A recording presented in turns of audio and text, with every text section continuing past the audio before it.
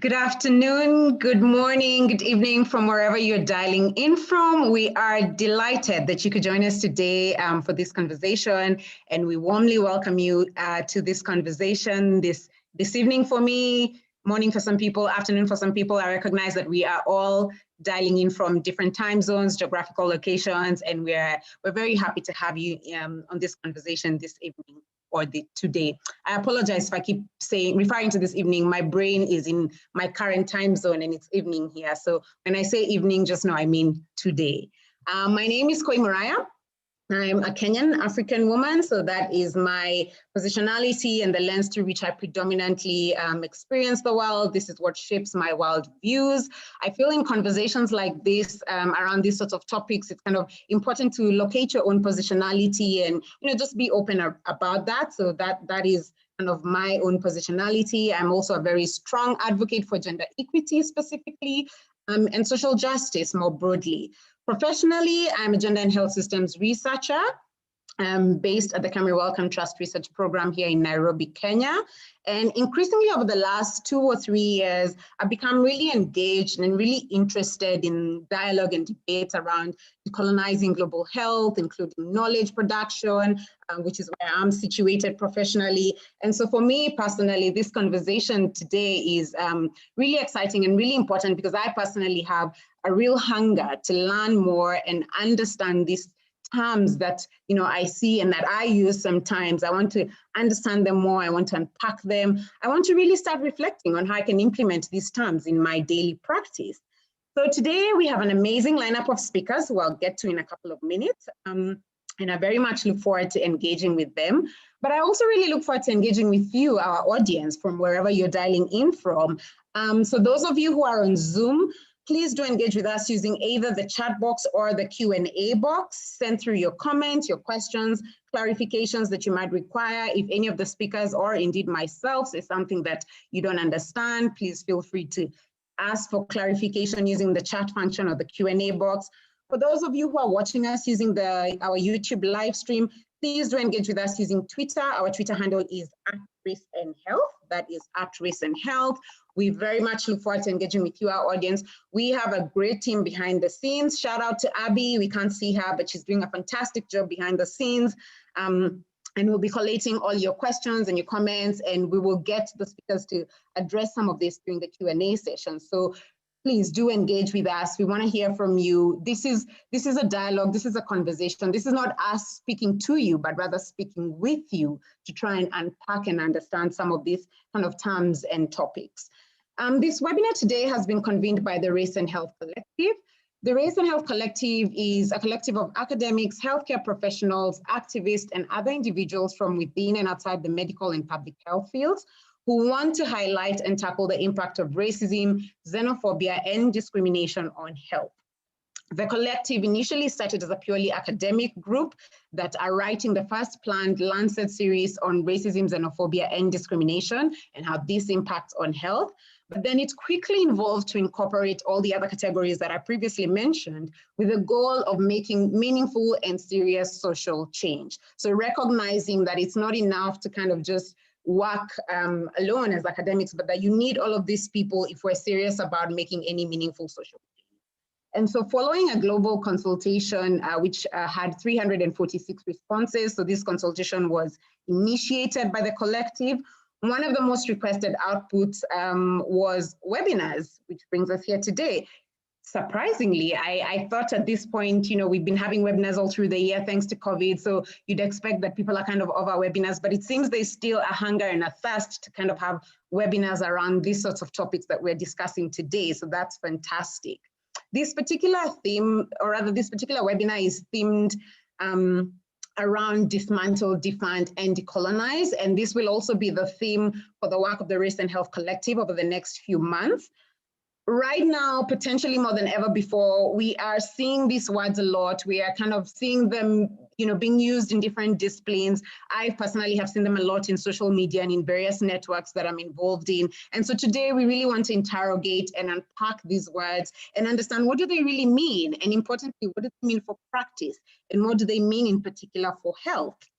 And so without further ado, that brings me to my panelists, my experts who actually do understand these terminologies and can help us unpack and interrogate these words. We are going to do things a little bit differently. So normally the facilitator introduces the speakers and then, the speakers go and make their comments. But we wanted our speakers today to actually introduce themselves, because then they can tell us whatever it is they want to tell us about themselves and situate themselves in this conversation in whichever way that they would like to situate themselves. So to start us off today, we will have Dr. Boyd. Dr. Boyd, welcome to the conversation. I'd like you to start by just telling us a little bit about yourself and then reflecting on what does the term defund mean to you and what does it really mean in health for particular? Over to you, Dr. Boyd. Thank you so much, Koi, for that introduction. Hi, everyone. It's such an honor to be on today with Raisin Health. I want to start first by respectfully acknowledging the Ohlone people on whose land I live and work here in the San Francisco Bay Area. The wisdom and experience I bring to this conversation today is as a pediatrician who takes care of kids clinically, as a public health advocate who thinks about the relationship between our public health infrastructure and child and family health, and as a scholar who writes and teaches about the impacts of racism, inequity, and health. I, in my work, have a particular focus on the impacts of policing on child and family health. So to take up your question, Koi, about defunding, I think it's first important that we, as learners, broaden our frame beyond simply talking about police violence, which is usually where beginners start this conversation.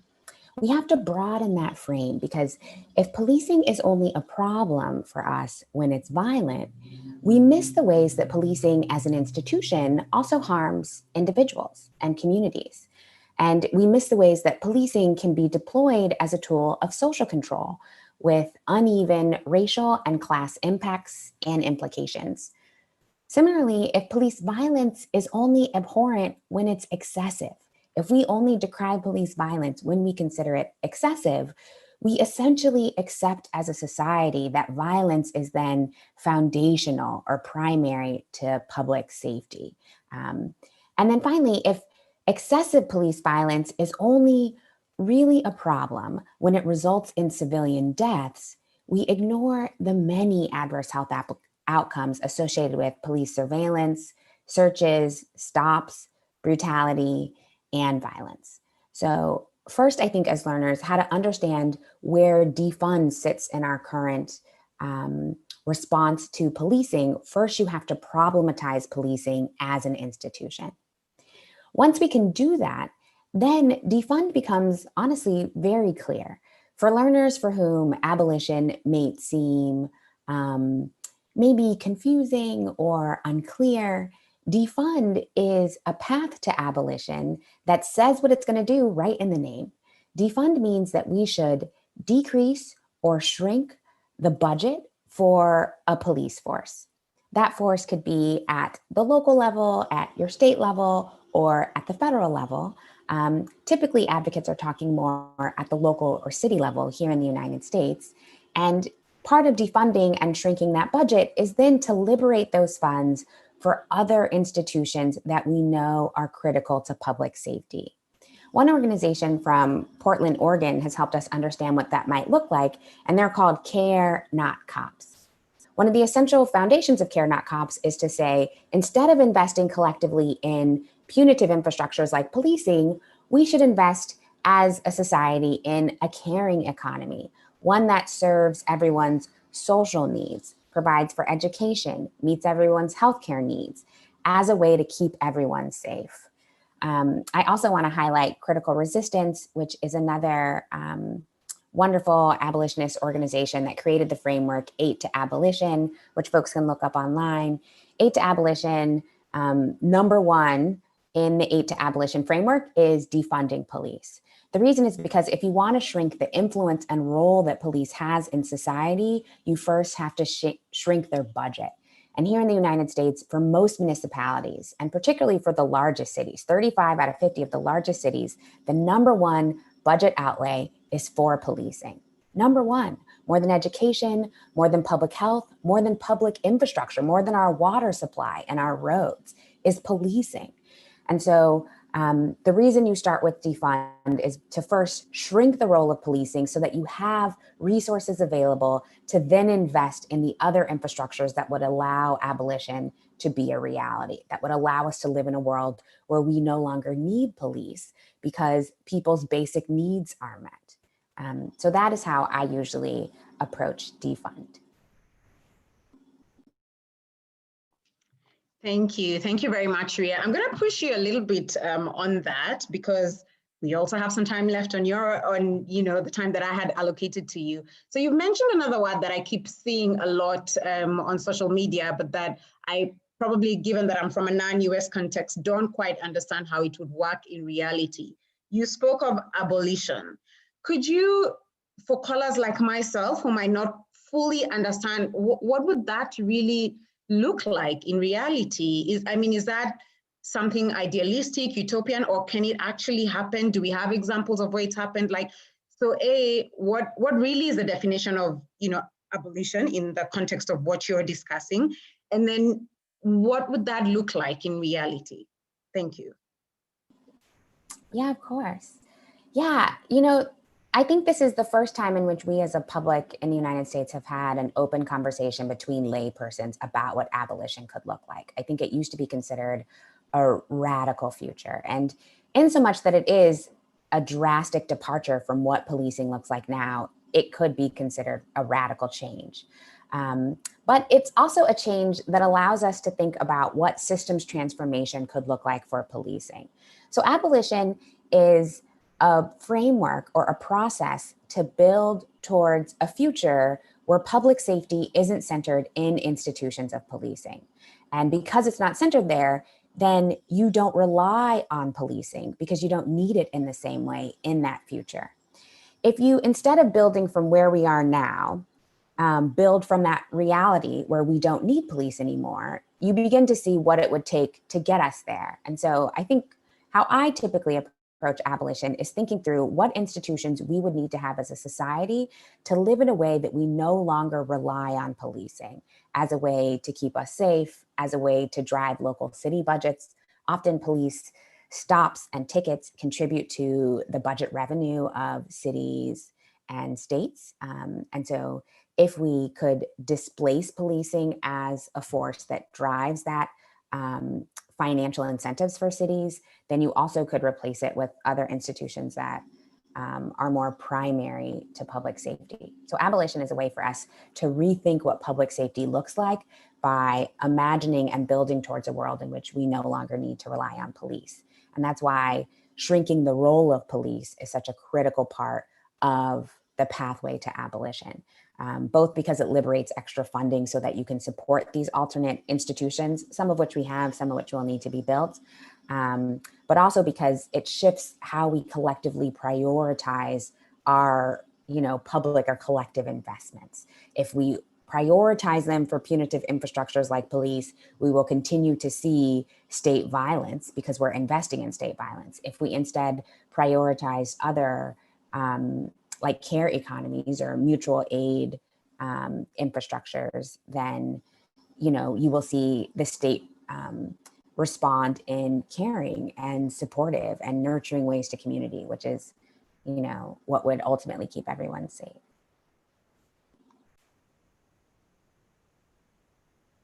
Thank you so much for that, Rhea. It's really inspiring to listen to you because I work in health systems. I'm a health systems researcher.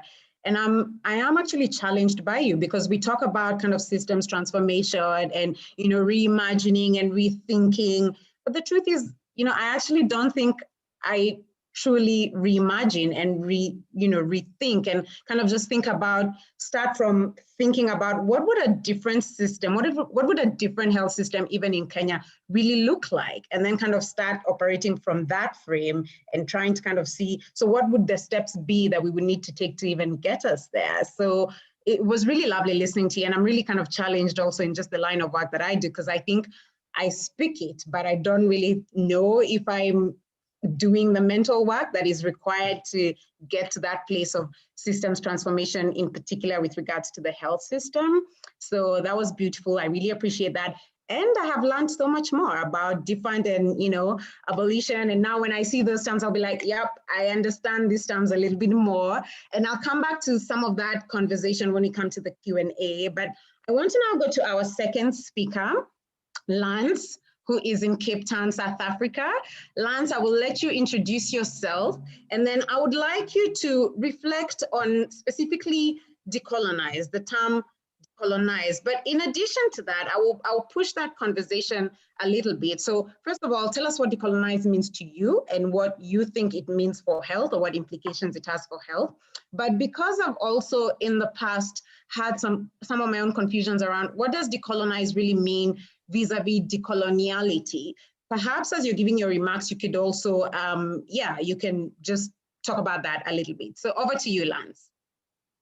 Thank you so much, Koi, and thank you to the Raisin Health Collective for creating this space of beautiful conversation and to connect across different contexts around very important and critical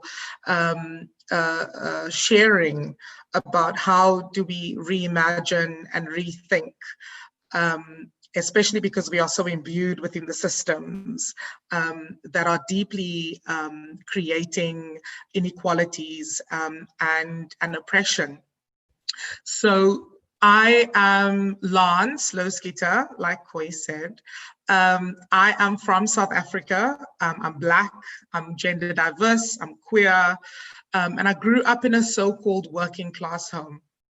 I'm a descendant of the Khoisan people in South Africa, an indigenous community in South Africa.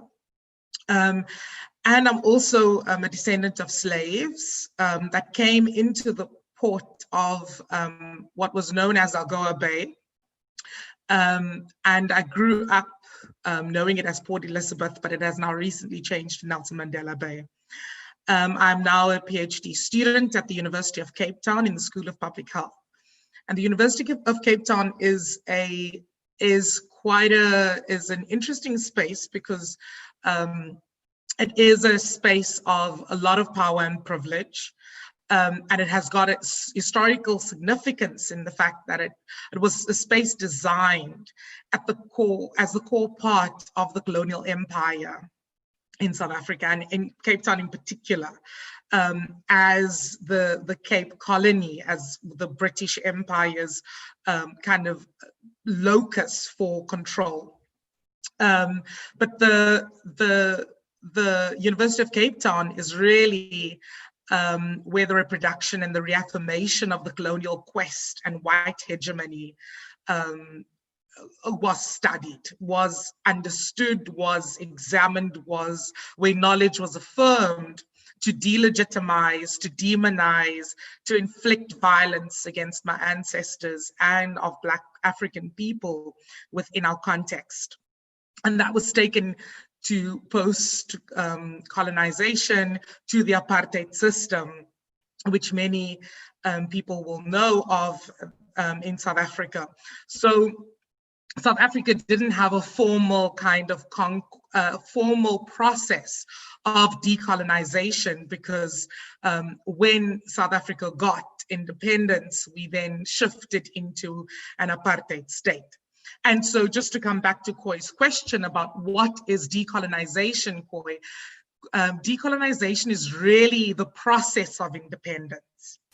It's the process of a country's liberation. So we got our independence as a country, but the independence or the fruits of the independence was used by the agents of the state at the time and of the economies to reproduce racist infrastructure, racist systems, to then, to create what was known, I mean, we all know it was kind of one of the most gruesome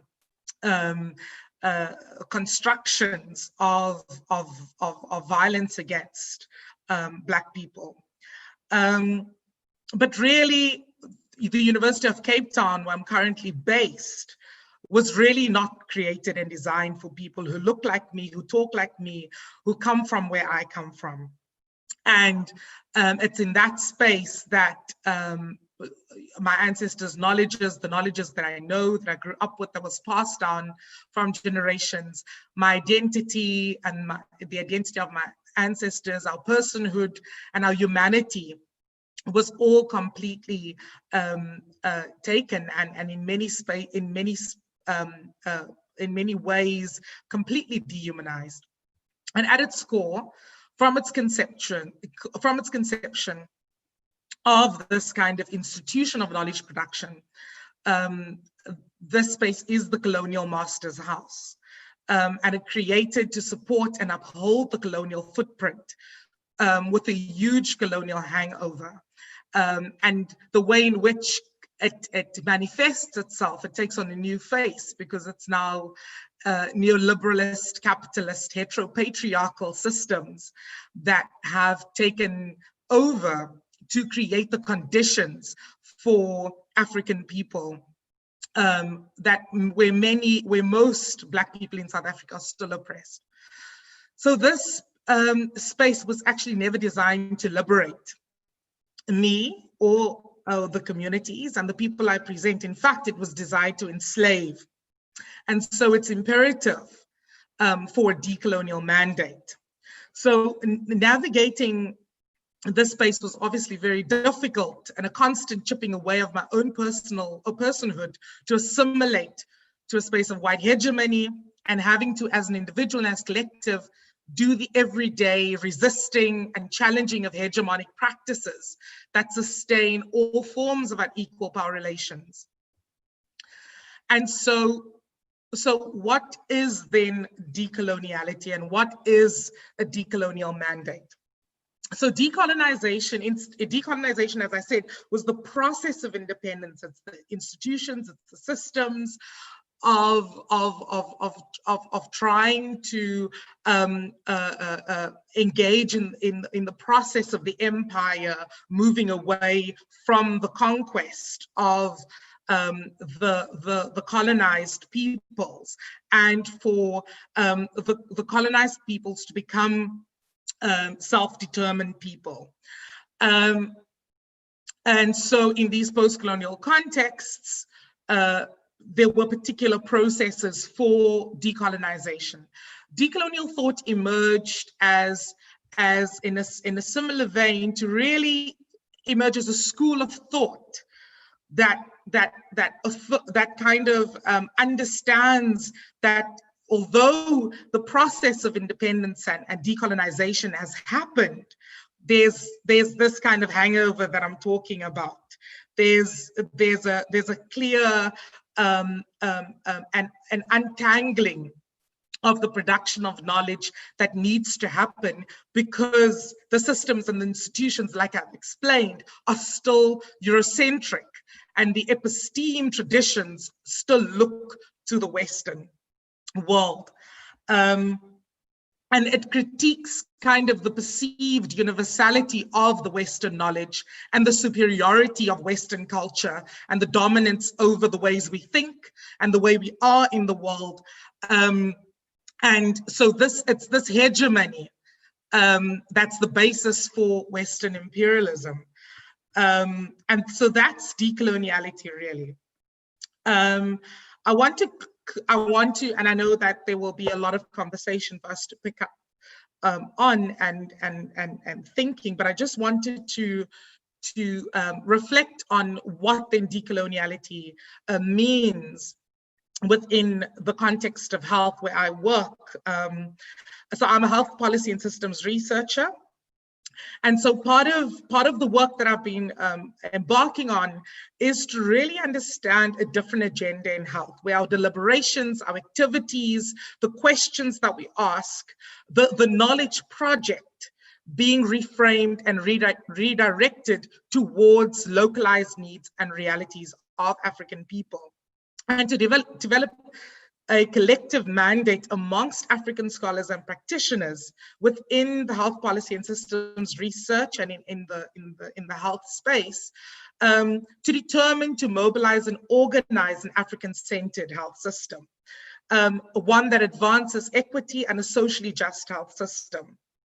And that our starting points are not how many publications we get in the Western European high impact journals or all the other outputs you can think of that's going to create upward mobility, but rather how can our research and our work improve the lives of African people, especially those further away from the centers of wealth and power. And I will pause there and pick up some of the conversation as we move forward. Thank you. Thank you, Lance. That was so powerful. It's always a pleasure listening to you speak. I have many questions I'd want to ask you, but I will, in the interest of time, you did really good, by the way. You still had 30 seconds left on your time. So in the interest of time, though, I will carry on to our next speaker, but maybe I will pick up some of the questions that I have for you and that I know some of the audience have for you in the second part of, when we go into the Q&A. And also just a note to our participants, I see there's a request to repeat the Twitter handle. So the Twitter handle, our Twitter handle is @RaceandHealth. That is @RaceandHealth, one word. And if you're tweeting about this conversation, please tag @RaceandHealth, but also use the hashtag Dismantle, Defund, Decolonise. Please remember to send through your questions, whether it's using the Q&A box for those who are on Zoom, or using the chat box, or for those who are watching us on YouTube live stream, please do post your questions on Twitter. We have a great team behind the scenes who are collecting all of these questions and comments, and we'll try and get to some of them in the next bit of this conversation. But now let us go to our last but not least speaker, the very awesome. I engaged with Kanahus earlier. I think it was last week. I've lost track of time. But it was last week, and it was such a pleasure kind of listening to you and everything that you're doing, Kanahus. So I'd like you to tell us a little bit about yourself, and then reflect on what does Dismantle mean to you, and how have you been practicing this in your own life? And maybe you can also reflect on what that means specifically for health, given this conversation that we're having today. So over to you, Kanahus. Okay, hello everybody. My name is Kanahus Manuel. I am Secwepemc and Ktunaxa. My name means red woman, and Ktunaxa I was named by my grandmother, the late Marceline Paul. I come from a long line of freedom fighters and land defenders and human rights defenders. I'm a traditional birthkeeper, and I'm a mother of 4 freedom babies. We come from a hunter and gatherer society, and we depend on a lot on our land for our food and our sustenance. Right now, where I'm calling from is from the unceded, unsurrendered territory of the Secwepemc. We have the biggest Indigenous nation in so-called British Columbia, Canada.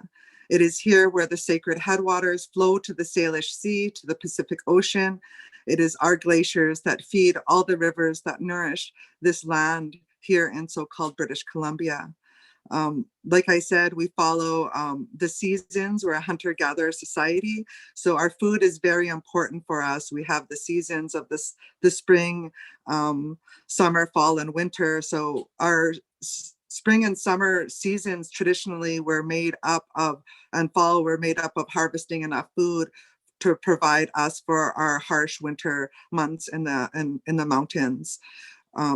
Just to give you a little bit of background of Canada, this state of Canada has been an evil, thieving, and murderous colonial country. Like I said, we are unceded, which means we've never signed treaties with the colonial government, not Great Britain, nor Canada. And Canada has been evil and murderous and thieving of our land. They have developed a system and a society here in Canada that is really based on white supremacy. And we see that amongst all of their systems. When they first arrived, how they implemented the Indian Act to our people. forced us into residential schools run by the church that really created a lot of trauma on our children, a lot of childhood sexual trauma on our children at the hands of the church, on priests and nuns that ran those schools, paid by the government to run those schools. It was actually the law in Canada. That's why I say it's very white supremacist. They forced us onto Indian reservations, which is 0.2% of our land base.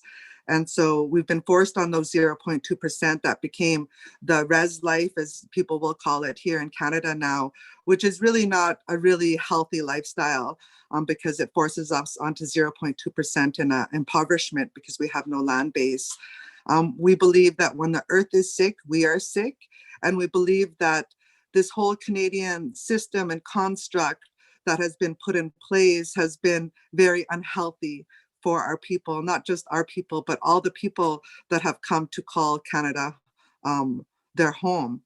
And we believe in human rights. We believe that healthcare is a human right. And we believe that creating this space of for health in our self-determination plans is very important. We heard our brother say about the genocide that happened in South Africa. Well, I believe that colonization is an act of war and colonization is genocide. More recently here in Canadian history, we've had the Murdered and Missing Indigenous Women Report, research and interviews with thousands of women across the country about the high numbers of murdered and missing Indigenous women in this country, this systemic sickness that allows our women to be murdered and missing at tens and tens of thousands, while the white women of this country don't ever have those type of statistics on their back. And when we talk about dismantle and we talk about we're taking this machine or this structure of Canada and we're dissecting it into pieces. And a lot of these pieces of this machine called Canada has really impacted us. And one of them is the health. And by displacing Indigenous peoples off of our lands, it's taking us away from our healthcare system, because our healthcare system was the land, it was our food. I mean, I just have some of this stuff here. This is some of the berries that we can, and we pick these, and these are very healthy berries, very perishable. We cannot risk destroying our land because these are very sensitive and ecologically sensitive areas that it grows in our mountains. A very healthy food. This berry is a food, but it's also a medicine, and it's one of the berries that we had being talked about during the COVID pandemic, keeping us healthy and alive. And some of our bark here that we harvest from our high alpine mountains. This is some of the things that we also use in our healing practices. But not only that, we also use our paint, our red ochre, because our health is connected to our spiritual connection to our ancestors, our land, our creator. And we use in our health, we use our spiritual items like this eagle feather fan. I'm showing some of this stuff because this is other people from around the world that is watching this. So you can get an idea, like when we talk about our healthcare, we talk about this, we heal people with this. And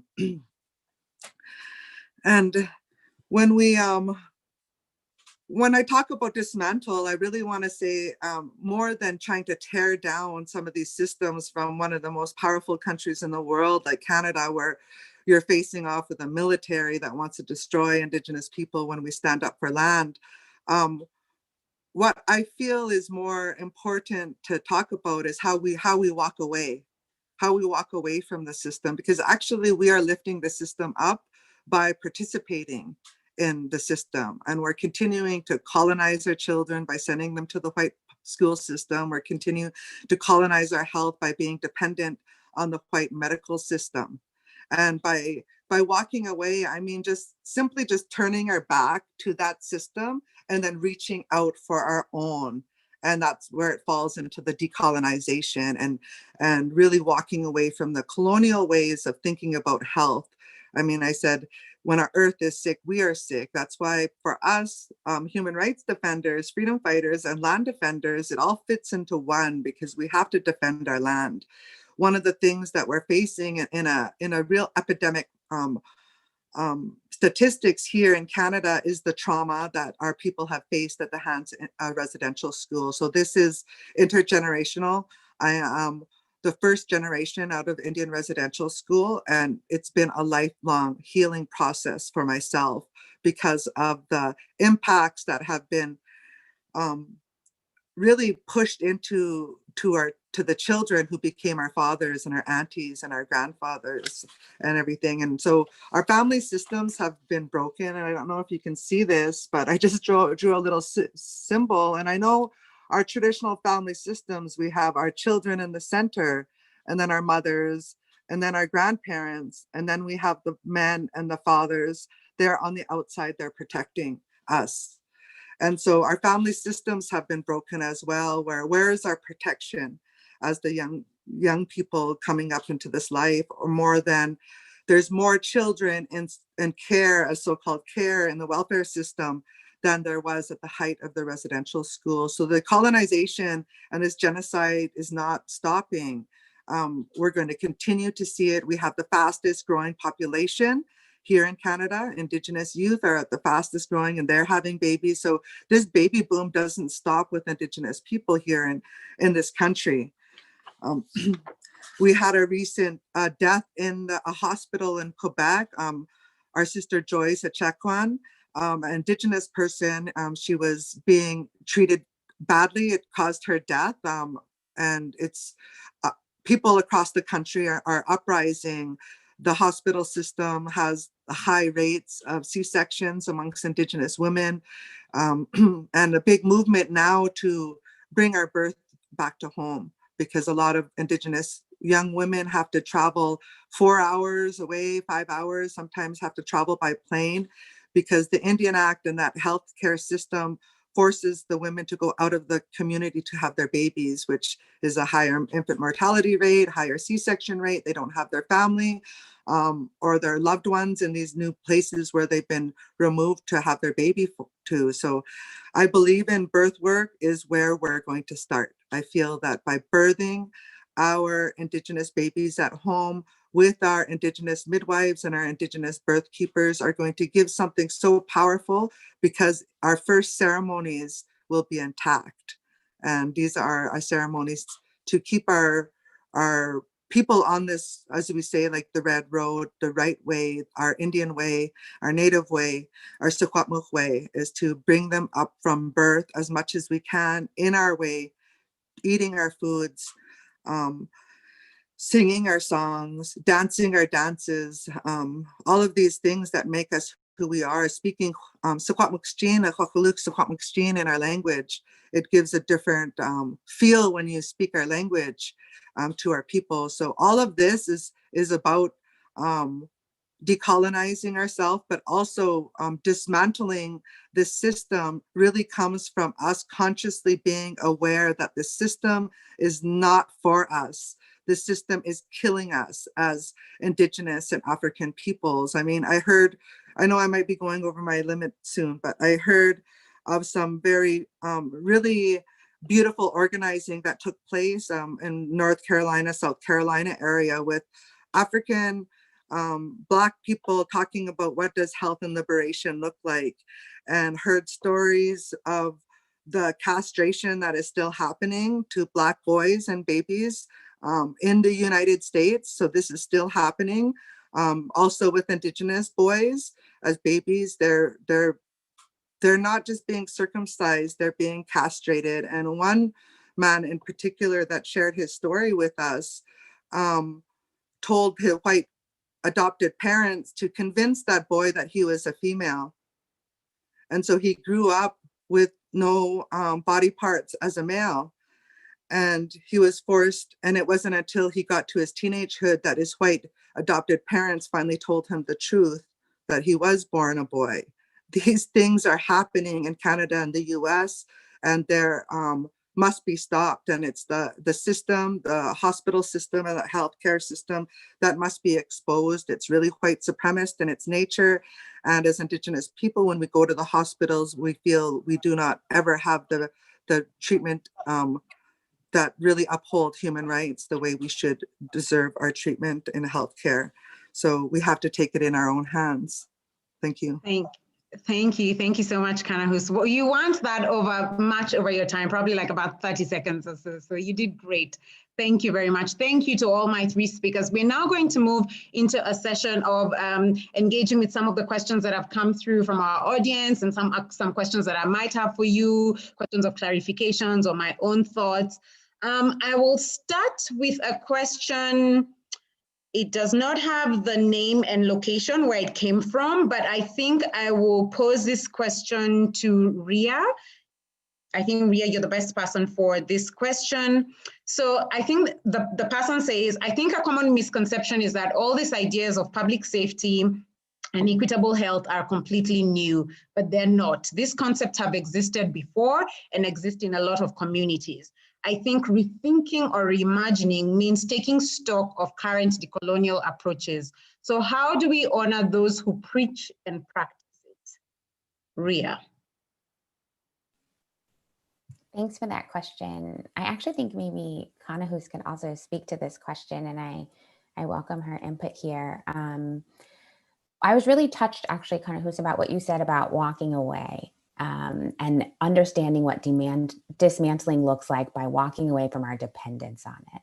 I think part of what I hear coming in this question is like, what are the ways in which we as a healthcare system, and many of our systems in this country, but we'll focus on healthcare here, have come to rely on punitive structures and particularly on policing structures as a way to carry out healthcare.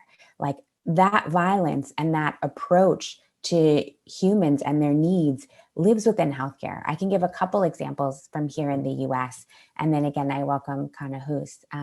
One example is child welfare that Kanahus addressed as well. So I, as a pediatrician, am what is called a mandated reporter, which means if I have any concern that there is potential for maltreatment of a child, I then call what's called Child Protective Services, an agency that is aligned with local law enforcement that then investigates and sometimes surveils families and then sometimes separates children from families or removes children from the home if there's concern for child maltreatment. Here in the United States, the vast majority of those referrals, more than 80%, are for problems like neglect, where a family does not have the material resources to care for a child as they should be. And so the pediatrician perhaps sees the child looking disheveled, or perhaps the child is hungry. And so then they refer them to Child Protective Services. But the result of structural racism, frankly, in this country and white supremacy and the impact of that and the legacy and current practices of that on Black folks right now is that, right, there's concentrated poverty within communities of color, and children of color then are over-referred to child welfare, even through their relationship to their pediatrician, which should be a therapeutic relationship. So by the time a child reaches 18, 1 out of every 2 Black children in this country have been referred to Child Protective Services for an investigation. Those investigations are not benign. That extends the carceral gaze into a family's life at the risk of losing their child at every moment, just for us to ensure that that child has their material resources met.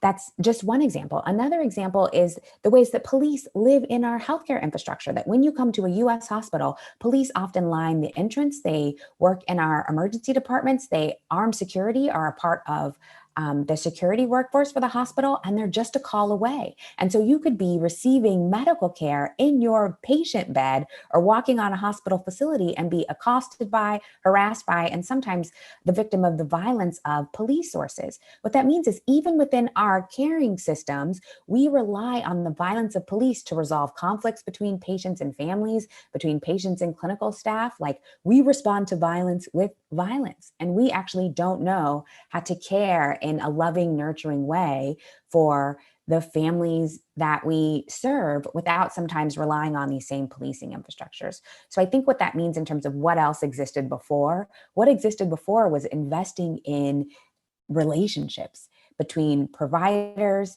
who are caregivers and families and children so that those relationships could withstand conflict where we need not insert violence or control onto those relationships to resolve some of those conflicts or to provide for people's material needs. Thank you. Kanahus, do you want to add anything to that? And I really like what you were saying, Rhea, about responding to violence with violence. Like we really need a mind shift to start kind of thinking more about this term I've learned today, that the care economy, and kind of just thinking more around that. So thank you. That was really beautiful. Kanahus, is there anything you'd want to add to that? Yeah, I want to add, like, the police, I believe that the police are a really big part of this white supremacist system, because, like, we talk about the structural and the systemic racism, well, the structural hierarchy that goes along with the system of control and fear, and how everybody must follow the American system or the Canadian system. If they fall out of line, the police are right there to push us in line. So it really controls the way that our system is, and people don't even know how the police are controlling their everyday lives, because the police, uphold the law that was put in place to continue to oppress us as Indigenous people, our land and everything. The police are used right now. There was a death up here, a police killing of Chantel Moore, an young Indigenous woman that was from BC, but was living on the Atlantic coast. And someone had called a mental health call, or a wellness check, as they call it. And they went in, and she was shot within minutes of them going to the door. So since that death of Chantel Moore, there's been more and more exposing of how the police are used for these wellness checks and these mental health calls to go to people's homes. And Chantel Moore is not the first one that has been killed during these wellness checks. There's been many, and now is being documented into the hundreds here in Canada. Also, when a mother that was in care, child welfare system in the past, and now she's grown up to be a beautiful mother, giving birth in the hospital, because she was previously in care maybe 5 years ago or however years ago, she's automatically flagged, and her child is automatically flagged. And sometimes they come right to the hospital with the use of uniformed RCMP to come and apprehend children. And because of Facebook Live, we've had some Facebook Lives of the police come and actually taking the baby from the mother at the hospital for these videos to go viral. And the only reason why the children are back with the mother is because these videos have went viral, and the social media of Indigenous people in this country has been able to use to help us to get kids back, to help us to expose the police. But yeah, the police are, and the system, how it works into the system, has really created a fear, I believe, too, with the impoverishment, that because our people are so impoverished, and the way that they're dressed, or the way that they go into these hospitals, the way that the hospital staff will look at them. We heard about Joyce Echaquan, like, that's the way that they look at our people. It's really white supremacist way to if the system to look at our people, where they don't even want to help us or heal us. When I got my wrist broke by the RCMP doing land defense work during a wrongful arrest, and I was treated so crappy in the hospital because I was chained, my wrists were chained to the bed, my ankles were chained to the bed, and I had 8 uniformed RCMP guarding me in the emergency room, and I never got any treatment. They didn't take an x-ray. It was a previous hospital that had given me a cast, and so I had to spend 3 days in jail with a broken wrist. With no type of proper health care. That's the way they look at us. And the only way that we're going to have the best treatment is by us becoming the health professionals to treat our people the way they deserve to be treated. Thank you. Yeah. I'll come back to that, Kanahus, because I do have a question from an Canadian Indigenous, they refer to themselves health professional. So I'll come back to you, but I do want to ask Lance a question here, which has some personal, personal reflection for me, I guess. And I was a bit challenged, with what Kanahus said about, walking away from the system. And I thought, oh my God, how do I do that in my own kind of current way of working and my career? So my question to you, Lance, is what does it really mean to kind of do your own internal process of decoloniality when you are sort of steeped in these systems of coloniality? I think you did a brilliant job of explaining, for example, how UCT, for example, is, it's the master's house, and it was never designed to, for example, accommodate or help or in any way kind of liberate people such as yourself or myself for that matter. So what does it then mean when people like you and I, who are academics and researchers, are working in these systems? They come from a particular colonial history, these systems that we are working in, but then we have also kind of benefited from them and in some ways continue to benefit from this system. So how do we navigate all of this, but still go through a process of self-decolonization? Or is it even possible to walk away, as Kanahus was saying? Can we actually walk away from this system? Lance, over to you. Thanks, Koi. I think that's quite an important conversation, because the reality, within African systems and institutions, particularly because we have been set to westernized institutions, Eurocentric institutions, because our parents genuinely believed that that was an investment for you to then contribute and build back to kind of liberating your own. So it is so important to understand that there's a lot of contradictions and tensions. And I think what was quite interesting in the conversations that were had when we were joining and having conversations as African people around this topic, the questions were asked: how brave can we be? And how brave should we be? And also, being quite steeped into these systems and institutions, it's also, how can we use the systems and institutions? How can we use the master's house to actually build back? How do we build back? But more importantly, I think for me, and this is something that Kanahus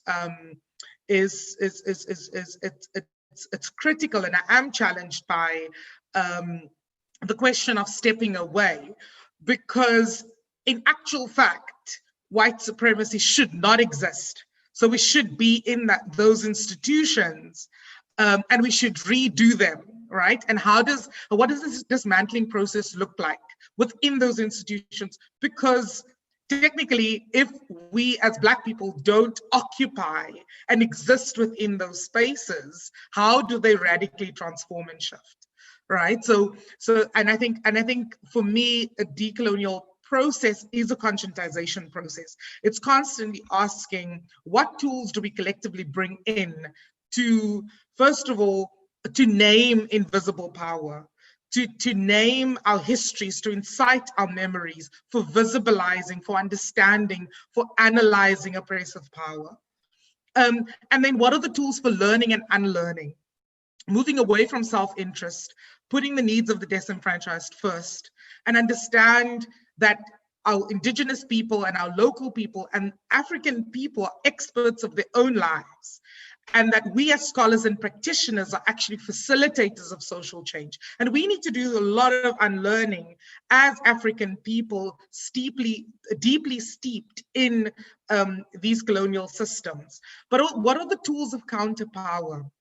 How do we radically kind of address some of the concrete funding arrangements, the policy processes, the structural processes, when we are in those spaces, those bureaucratic systems, and those systemic arrangements, to also move to tools of becoming and being, and including those radical forms of love, of radical forms of care that Dr. Boyd was talking about.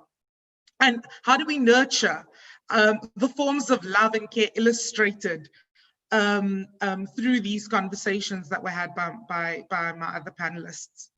And how do we build a collective, a collective of people who are self-determined?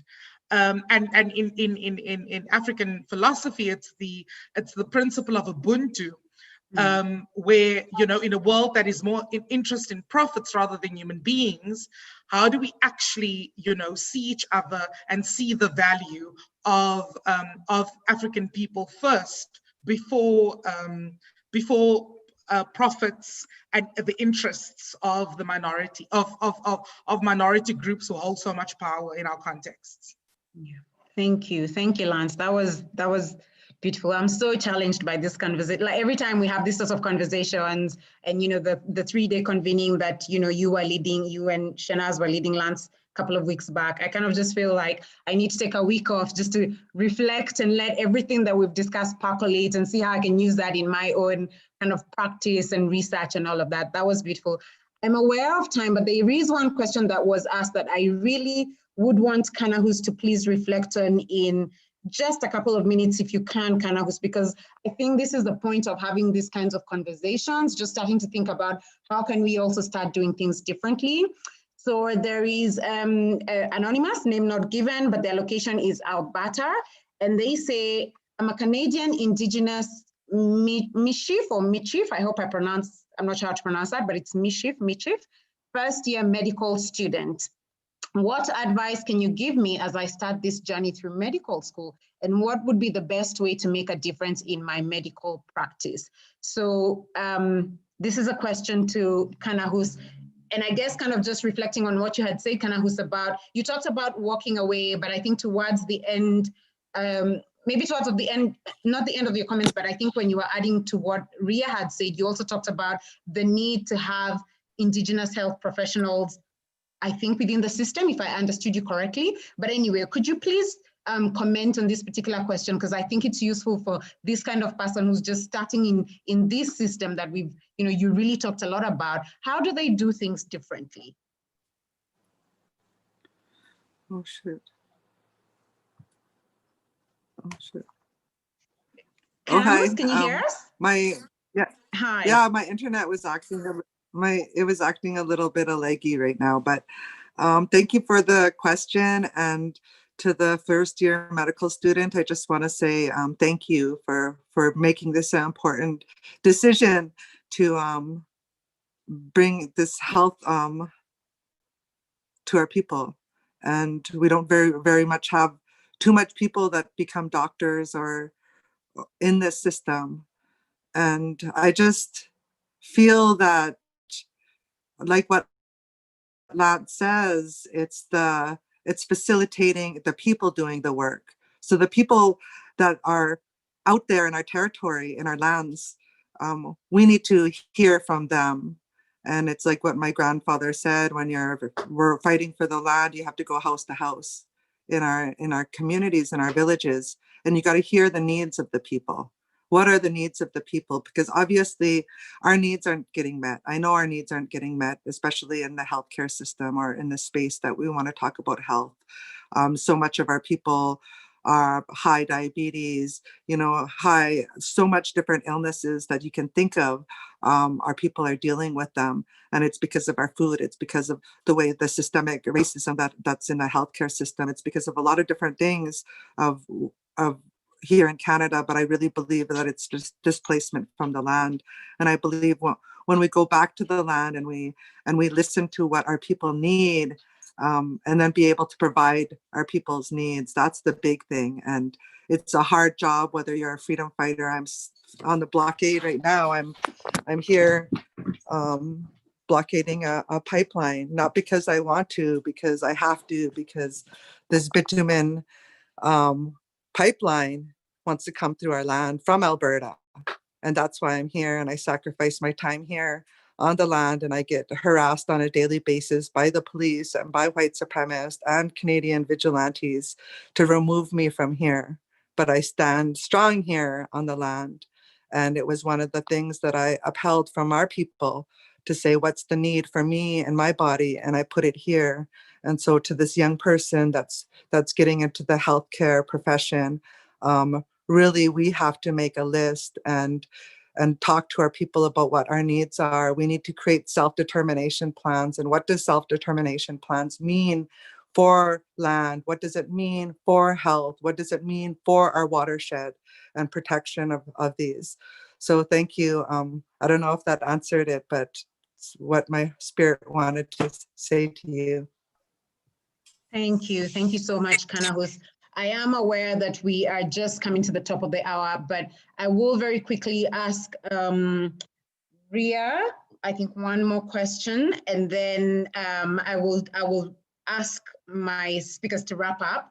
Lance, I have so many questions for you, and we've just run out of time. And I really want to, I'm so grateful and happy for all the questions and the comments that are streaming in. Abby's doing a great job of kind of sending those to me in a separate document. And I'm just reading through them and I'm like, these are all so fantastic. But then we've got this little issue of time. So I just want to acknowledge everyone who has sent through a question or a comment. We sincerely apologize if we are not able to cover that question or comment in today's session, but please remember you can continue engaging with us through, Raisin Health social media platform. I know Lance is on Twitter as well, and he tweets a lot like I do, so you can engage with Lance on Twitter. Rhea and Kanahus, I'm not sure if you're on, the social media platforms, but we are all very open to continuing. She says yes. And by the way, Kanahus, I forgot to thank you for showing us kind of all of these, different things that you use for, your healing, the berries, the bark. It was brilliant and very informative. So I'm not quite wrapping up yet, but I am almost wrapping up. I did have a question that I think I will, which of these two should I ask? Perhaps I will ask this particular one. So Rhea, I've got Renee, my apologies, I can't quite pronounce the second name. I think it's Lowenson from South Africa. How do healthcare practitioners work around mandated reporting, for example, to do with mental health crisis, child welfare, and so on, to ensure those we care for get the care that they need, but without involving police and racist structures while ensuring that we ourselves are supported? So for example, you risk losing your license to practice when you don't report, when you're mandated to report. So how does one navigate these kind of things or dilemmas? Rhea. Yes, I'll be very brief. Hi, Renee. Thank you for that question. I dropped a link into your question as further reading you could do on what that looks like. So being a mandated reporter is really critical, and it does help prevent child maltreatment. But what I'm trying to refer to is our additional responsibility, or our parallel responsibility in being a mandated reporter, to also reshape the structures that we're reporting to. And so the link that I dropped is by Dorothy Roberts, and it explores what abolition looks like within child welfare systems to ensure that those systems don't rely on the same punitive infrastructure, the same carceral systems, and frankly, just on law enforcement to help us ensure that children are safe. So other folks who are interested in this question can also click on that link to learn more about how we could advocate for a new child welfare system that isn't deeply entangled into our law enforcement systems. And Lance, I'm going to use the power of facilitator to sneak in one quick question, but you have to be very brief, 30 seconds. So this was a question asked specifically about white doctors, but I'll just put it broadly about, allies, whether that's kind of white academics and researchers, white activists, white doctors. This is from Polly, who is based in London, UK. So what can, in this case, white doctors, but I think we can broaden it to allies, do to support the Dismantle, Defund, Decolonise agenda? In 30 seconds, Lance. I don't know how to respond to that in 30 seconds. I think the pressure of the time 1 minute then. Creating a ball. I do think that it's so important for white folks to be able to understand the ways in which they reproduce white hegemony.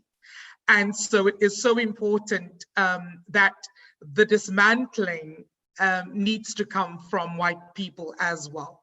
Because white systems of hegemony, I'm particularly speaking about a South African context, has not done well on the psyches of white people in South Africa. I mean, white people are struggling in the space, although deeply privileged, but to be held accountable is not easy.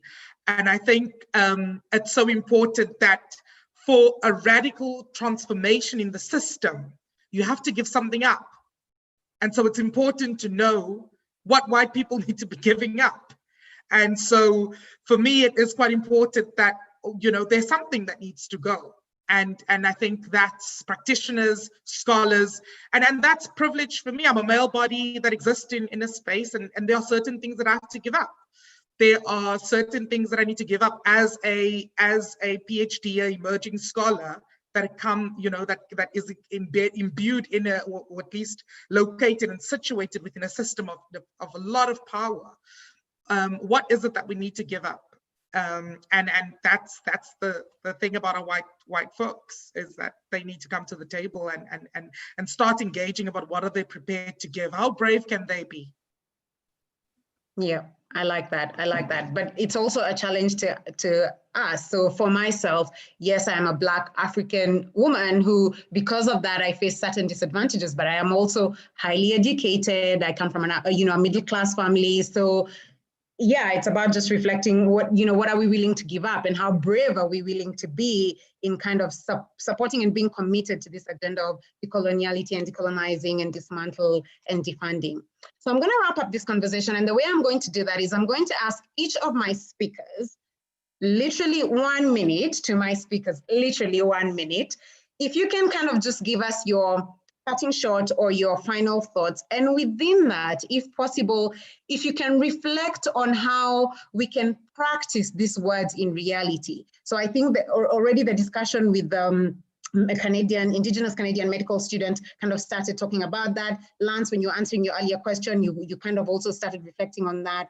But just kind of your final comment, and for the audience who are listening to us today and they want to kind of walk away from this with one thing that they can just start doing differently in relation to what we've discussed today, what would that be? I'll start with you, Rhea. You are the first one to speak today, so I'll start with you, Rhea, and then I'll go on to Lance and Kanahus. Rhea, please. Yes, the last thing I would say is I think it's critical that we all advocate for police-free schools and police-free hospitals, which could be institutions that serve as sanctuaries for populations that are over-policed from the continuing surveillance and violence of policing. I say that because, as Harvard historian Leah Wright-Rigueur, who is also on Twitter, said on a Harvard panel months ago at this point, Black people in this country, and frankly, Indigenous populations as well, live without sanctuary in this country. You know, we can only look at recent examples of that to understand it. Breonna Taylor was in her own home when she was shot and killed. Tamir Rice, 12 years old, was playing in a park when he was shot and killed. Like, kids are surveilled in their schools, they're surveilled in hospitals, and we have to be a part as a caring institution and structure in healthcare of creating that sanctuary from those types of exposures. So police-free schools, police-free hospitals, these are campaigns, folks can look up the hashtags online, work towards it. Thank you. Thank you. That was beautiful, Rhea. Thank you so much. Lance, over to you. Final parting shot, and then what can we do in practice to kind of start making some of these things a reality? Yeah, I was deeply, and I am still very deeply inspired by Kanahus, that really got us to reflect on how do we actually, show our backs to these systems and institutions. And I think it's a question I'll sit with in every single decision that I make, being steeped in spaces, whether it is the food that I eat, whether it's the relationships that I have, whether it's the ways in which I understand decisions to be made about where to publish, basic decisions about how do I uphold and reproduce coloniality in the systems that I'm part of, and how do I conscientize and consistently hold myself accountable. And I think that's so important. But also, I think just a final thing is that these conversations are so important. We are all kind of, we're weaving together on this tapestry, on this world that we are imagining together. And so it's important that we completely resist and dismantle what the colonial, the colonial authority have predetermined is to divide and conquer, right? And so it's important for us to come together and have these conversations and to learn from one another. I've learned so much from Kanahus and from Rhea in the space. And so it's imperative that we build connections and that we co-build this vision and this reimagining project. Absolutely agree. And actually, that was going to be one of the things I was going to say, Lance, that I think these conversations are so important. And I mean, 1 hour cannot even do justice to the number of things we need to discuss around this and kind of go into depth about it. But it's great that we've started having these conversations. It's great that 2 weeks ago we were having a related conversation, but specific to kind of African health systems and decoloniality. And we need to understand that this is not a one-off event. This is a process. We will need to keep having these conversations continually, over and over, engaging, bonding with people who are, from different contexts from us, but we share some commonalities in our histories and so on and so forth. So I completely agree with everything you've said, Lance.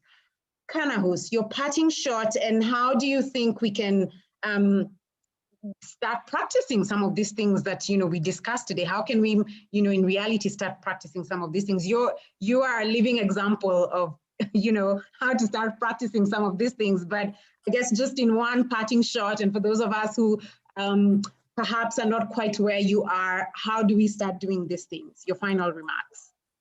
I think that we all have to take courage. We have to find that warrior spirit amongst us all. We all come from a tribal, indigenous, African background, but we're all indigenous, and we have to embrace our connection to our Mother Earth and to the universe, embrace it in these daily affirmations and meditations that are going to build that everybody that's watching us right now, if we collectively put our prayers together and our minds and our spirits, we have thousands of ancestors behind us. We come from powerful civilizations of people that were healers and surgeons and, midwives, and we can reclaim that back.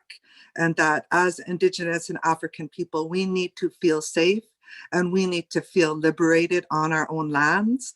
And we need to come together with this brilliance that everybody has to build a system that's for us, that Creator has put us here to live a way that we live. I believe in police-free, not only just the hospitals and schools, but police-free spaces. We have this area blocked off. No police are allowed in here. Even though police are out there coming to our gate, I still feel safe here in this liberated space where I am. And I just want to say thank you. And to my big heart goes out to everybody that's watching this in the world, that we're going to win. We're going to win because we have no other hope, no other way to live, but to live a healthy way on this planet, because we only have one planet, the same air, the same water that was here when the dinosaurs are here, same water that we're here. So, protecting the earth is going to protect us. Thank you. Fantastic, Kanahus. And it's really interesting you're talking about, we come from, great civilizations. So lately I've also become really interested in kind of early African civilizations and just realizing how much there is out there. I was so surprised to learn that Timbuktu, for example, had one of the earliest universities in Africa. And I'm like, what? How did I not even know these things? So I completely hear you. I'm myself unlearning a lot of things and, relearning, unlearning, engaging more with kind of our earlier history, pre-colonization. So I really appreciate everything that you're saying. I need to bring this to a close now. There was so much discussed, so many kind of beautiful insights, in-depth discussions. I cannot even do it justice to try and summarize it all. I will, however, say what was my takeaway message from each of the speakers. So Rhea, for you, the takeaway message for me, and really the challenge, was around kind of walking the talk in my own mind around reimagining and rethinking, but especially around health systems, because I think I use those words a lot. I'm all about, we need to kind of transform our health systems, but actually you have really challenged me today. I think I need to do more work even in my own mind and really start from that space of, okay, what do I really think an ideal transformed health system looks like? And then kind of, narrow back to the practical steps that we can take to get there. So I thank you so much for that insight. That has really stuck with me.